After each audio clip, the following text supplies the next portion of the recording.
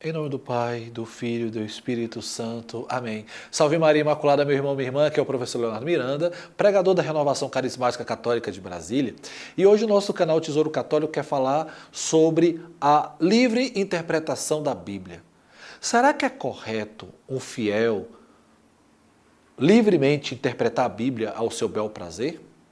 Será que a Bíblia é a única fonte de revelação divina para os homens alcançarem a salvação? Será que tudo que nós devemos crer está na Bíblia?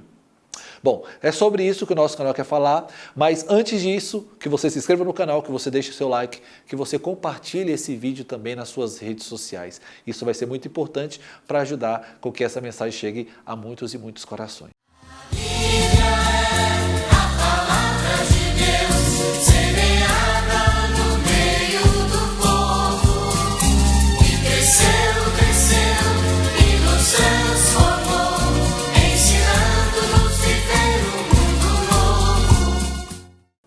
Bom, meus irmãos, a doutrina protestante, ela se fundamenta basicamente em cima de dois pilares.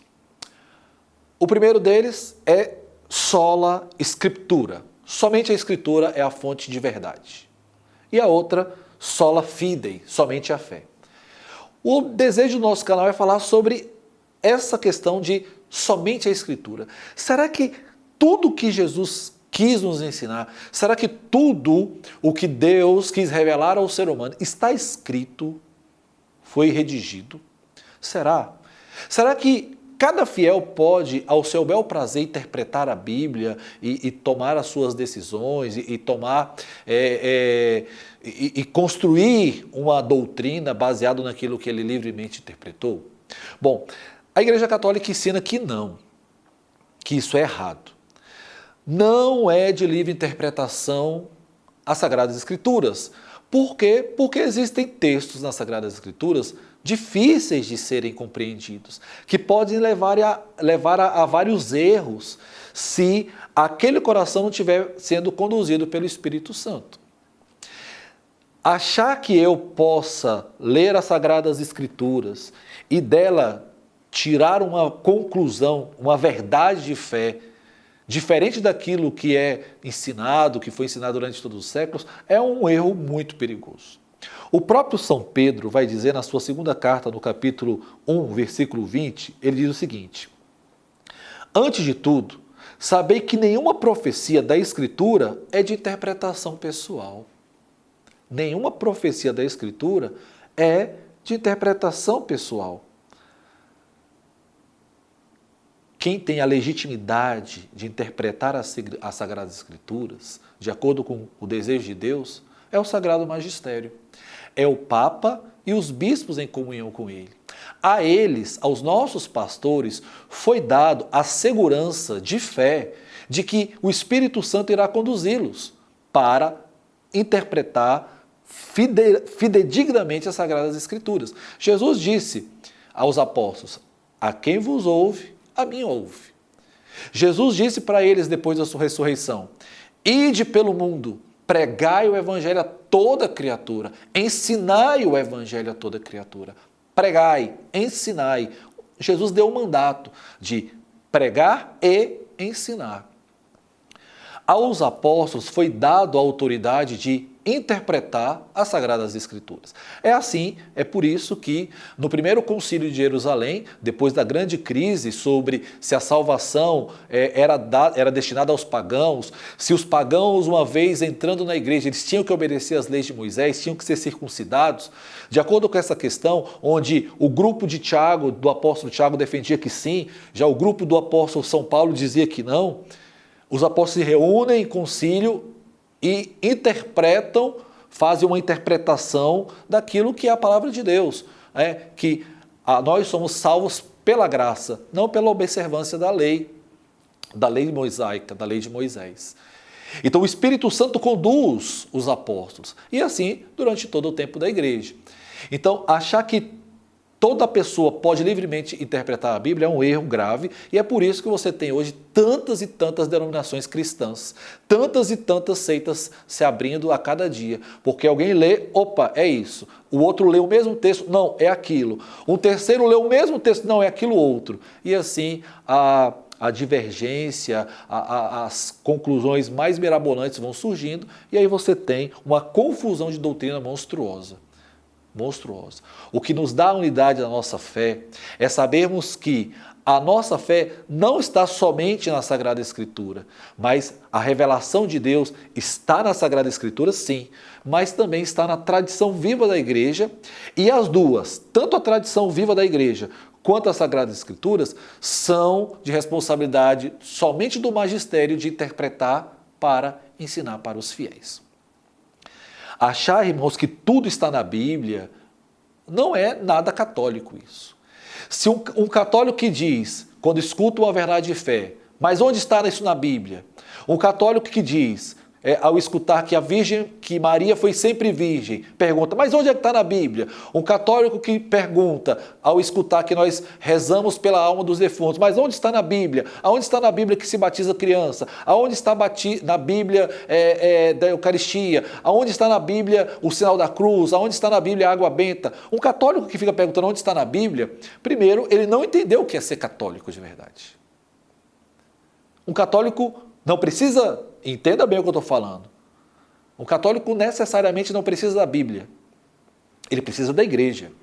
Santo Agostinho vai dizer que ele não acreditaria nos evangelhos, Santo Agostinho, se a isso não fosse levado a crer pelo Sagrado Magistério, pela autoridade da igreja. Ele não acreditaria nos próprios evangelhos se a isso não levasse os pastores, os sagrados pastores, aqueles que têm autoridade de interpretar, ou seja, os bispos em comunhão com o Santo Padre e o Papa. Para nós católicos, o que basta é a fé. É claro que está aqui a palavra de Deus viva, a Bíblia é a palavra de Deus, nós devemos meditá-la, mas não devemos procurar tudo que nós cremos aqui. O próprio apóstolo São João, no final do seu evangelho, ele vai dizer o seguinte, no capítulo 20, versículo 30. Jesus fez na presença dos seus discípulos ainda muitos outros milagres que não estão escritos. Mas estes foram escritos para que creais que Jesus é o Cristo, o Filho de Deus, e para que crendo tenhais a vida em seu nome. Olha só, Jesus fez muito mais do que foi escrito. Depois, no capítulo 21 do mesmo livro do Evangelho segundo São João, lá no versículo 25, o último versículo do Evangelho segundo São João está escrito: Jesus fez ainda muitas outras coisas. Se fossem escritas uma por uma, penso que nem o mundo inteiro poderia conter os livros que se deveriam escrever. Jesus fez muito mais do que está escrito aqui nas Sagradas Escrituras. As Sagradas Escrituras é a palavra de Deus. É a palavra de Deus.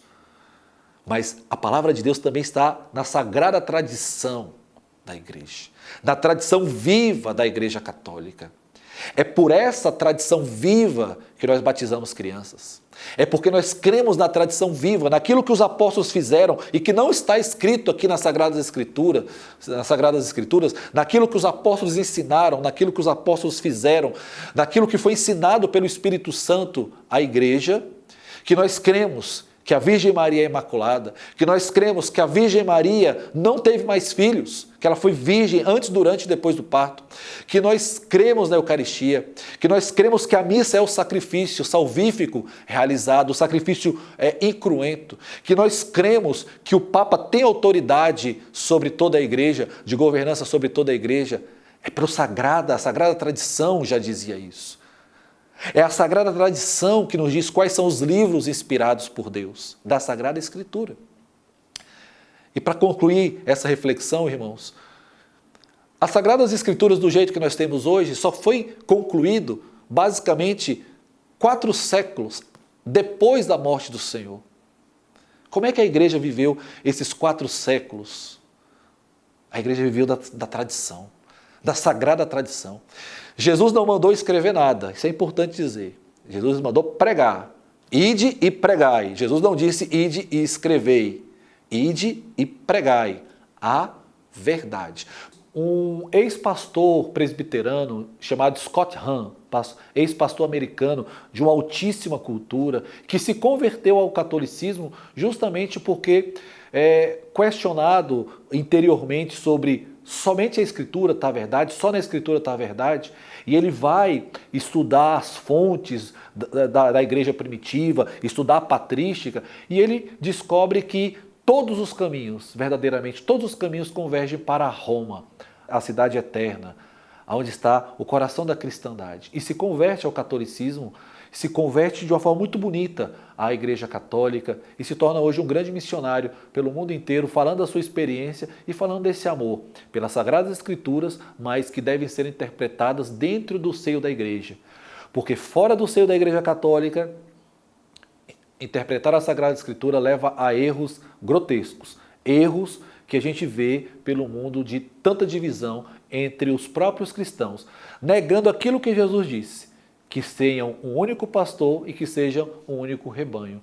Então, meus irmãos, quando falamos da Igreja Católica, nós temos a certeza de que se a Igreja ensinou, ali está a verdade, porque ela é a coluna e o sustentáculo da verdade. No próximo vídeo, vamos falar sobre os filhos da Virgem Maria, algo que os protestantes dizem que ela teve outros filhos. Por quê? Vamos entender isso na base da Escritura, mas também na base da tradição de sempre, da Santa Igreja Católica, a coluna e o sustentáculo da verdade. Vamos entender por que a Virgem Maria é tão grande, tão gloriosa, de acordo com aquilo que ensina a Igreja desde sempre. Salve Maria Imaculada!